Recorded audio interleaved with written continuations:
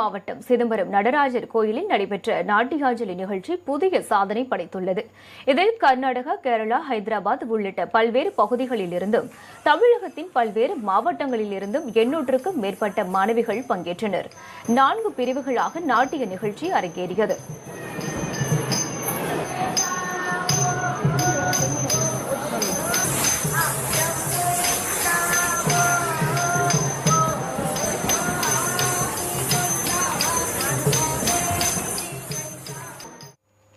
இதில் பங்கேற்ற மாணவிகளுக்கு ஆஸ்பயர் உலக சாதனை புத்தக நிறுவனத்தின் சான்றிதழ் வழங்கப்பட்டது.